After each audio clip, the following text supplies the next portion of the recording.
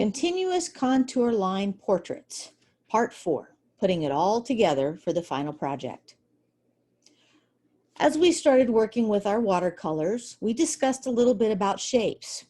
Organic shapes are free form and curvy shapes, very much like the ones that were created when you used your continuous contour line drawing your portrait. And geometric shapes are shapes that are created with straight lines and angles, or mathematical shapes.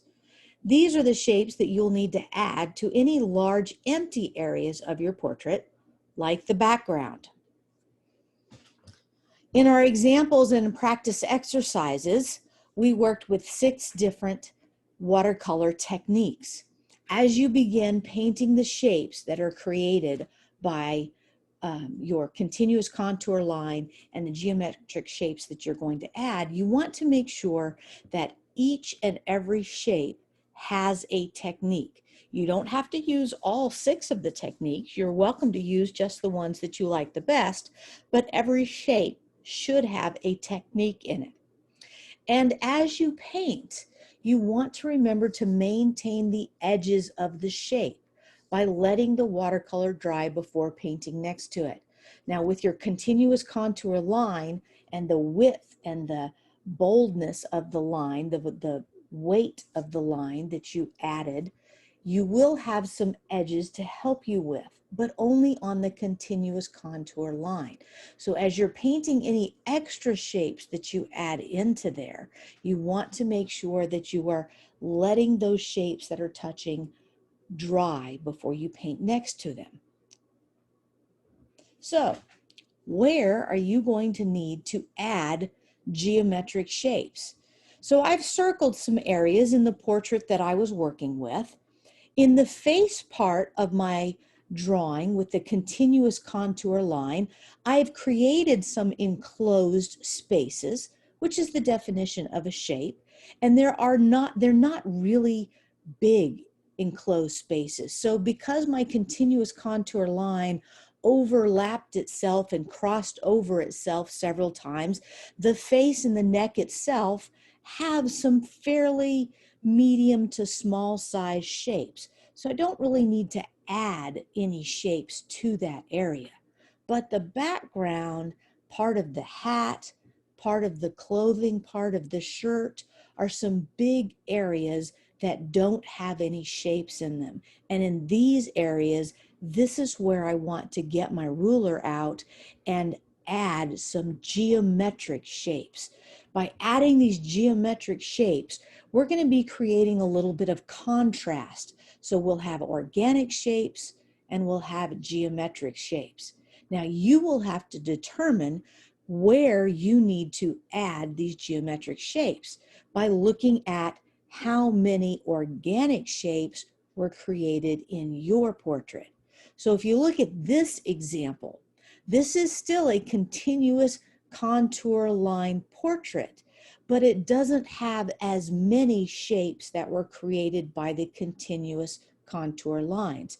So in this case, I would probably add geometric shapes over the entire surface of this in order to create more excitement, more variety in here, and have some smaller shapes to work with. So, some don'ts before you get started. As you work with your watercolors, please don't use black and brown watercolors. We don't want anything to interfere with the bold black Sharpie line that you used to create the portrait portion of it. We want that to really stand out. And don't add any more Sharpie. The only part that should be in Sharpie is the continuous contour line of the face and shoulders, if you had that in there. That's the only part that should be in Sharpie. And keep your colors vibrant. As we started our watercolor exercise, I suggested that maybe you work just between the colors that would be created using two primary colors, so that if you were, say, going to use yellow and blue, you could have yellow and blue and all the variety of greens that you could get in between, because there isn't anything that you can mix between yellow and blue that's going to create something that's going to lose the intensity of those colors.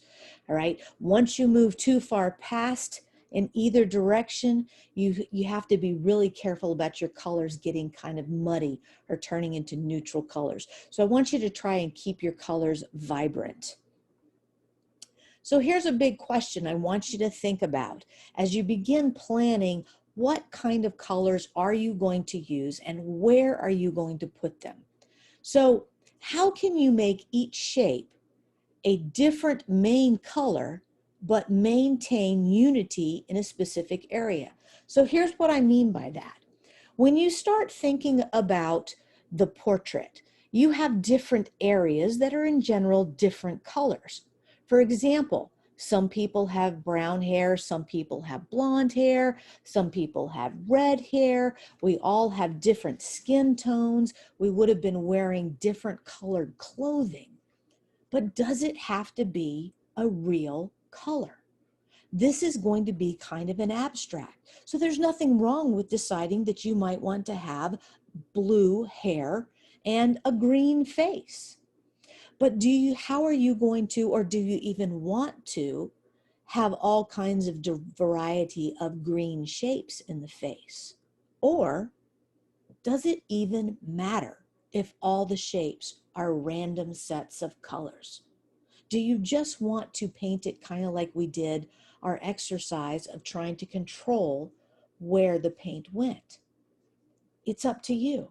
I think anything you decide will look really cool, but you want to think about what is it that you are going to like the best. But keep in mind, you do not have to make this realistic. We're not trying to go for what your real hair color is, or what your real clothing color was, or what your real skin tone is. We're looking for vibrant, colorful shapes that are contrasted against this black, bold line that defines the person or yourself that you drew. So take your time as you add your watercolors, maintain the edges of your shape. Your portrait is going to look great, and I really look forward to seeing what you have come up with.